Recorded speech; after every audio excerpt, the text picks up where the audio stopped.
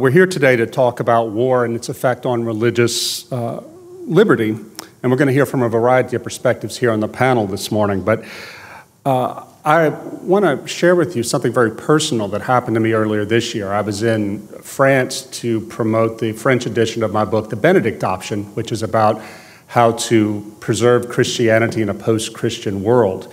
This is an urgent issue in France, and I'd been invited to stay at the home of some French Catholics, a farm family in the far north of France. And I was talking to them about the effect of World War I on the faith in France. And my host said, well, you know, that happened right here in our backyard. And they meant it literally.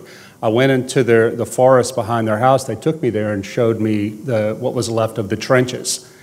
And we talked about the absolutely catastrophic effect of war on their villages right there in the Somme. And I saw photographs. I met an elderly woman who had been a little girl who greeted as a little girl the American liberators that came through.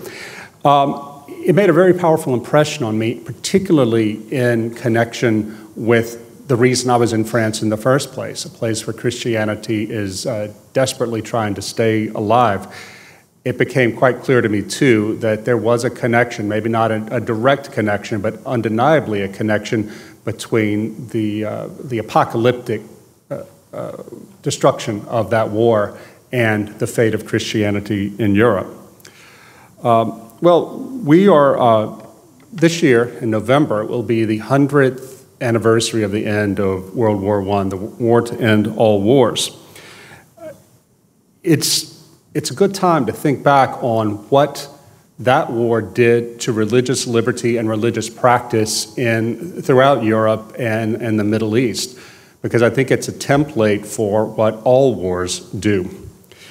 In his 2015 study of religion in the Great War, the scholar Philip Jenkins said that that war shows that the religious world as we know it at any time can be utterly transformed in a really short period of time. That's a central insight to our discussion this morning. The world of 1914, on the eve of war, saw European Christian powers, Germany, England, France, and so on, at their peak. As they all marched to war, the churches in those nations marched right along with them. They began to frame the coming war as a holy war. It really was that way in all these countries. There was no opposition to war. Everyone thought that they were conducting sort of a Christian jihad against the Hun. That was true on all sides. Benedict XV, the Pope, was a lonely anti-war voice. He said, "There is no limit to the measure of ruin and slaughter. Day by day, the earth is drenched with newly shed blood and is covered with the bodies of the wounded and the slain. Who would recognize brothers whose father is in heaven?" Perhaps because he was the head of a multinational organization, you might call the Roman Catholic Church, he did not have those nationalist loyalties that blinded him to the cost of the war. The conclusion of the war in 1918 had dramatic results for religious believers in every country that participated in the war. In Russia, the Holy Russia, as the Orthodox call it, the Russian Revolution overturned the monarchy and resulted in the near annihilation of the Orthodox Church. Every country into which the Bolshevik Revolution passed over the course of the century became a graveyard of Christianity. In Germany, whose Christian leaders had positioned Imperial Germany as sort of a messianic state, a state with a messianic mission, the defeat of the Germans, of the Kaiser, led to the rise of political extremism on the left and the right. Churches began to double down on nationalism and anti-Semitism. And more generally in Europe, thus began after the war, the slow-motion collapse of all traditional forms of Christianity, something from which the churches there never recovered.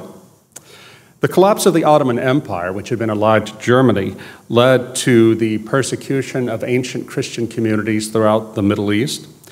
And during the war, the Turks, fearing reasonably enough that European powers would use the presence of Christians under Ottoman rule as an excuse to colonize and dismember Turkey, cleansed their territories of Christians, leading to the genocide of 1.5 million Armenians, as well as the ethnic cleansing or religious cleansing of many other Christian communities there, including Assyrians and Chaldeans. The 1924 takeover of Turkey by Ataturk, which was another thing that the war caused, led to the suppression of Islam under secular nationalism, but it has now come roaring back. Muslims throughout the Middle East, responding to the defeat of the caliphate, found solace in political Islam, Islamism, which arose out of the ruins of World War I, and we have it very much with us today. So today, Christianity is nearly dead in Europe, though it's showing some signs of rebirth in Russia. Islam, in a modernist, politicized form that displaced traditional Islam, is strongly resurgent in the Middle East and Turkey, with grave implications for religious liberty there. What remained of the once strong Christian communities, indigenous Christian communities in the Middle East, are being further decimated today. And minority Islamic sects within countries in areas controlled by, say, the Sunni of ISIS, they're also being persecuted. The Iraq War, which was waged in part as a sort of holy war to bring enlightenment and liberal democracy to the region, has unleashed hell on the religious communities there. So, war is a terrible thing for religion. It debases the faith, and it can destroy the conditions under which faith can thrive.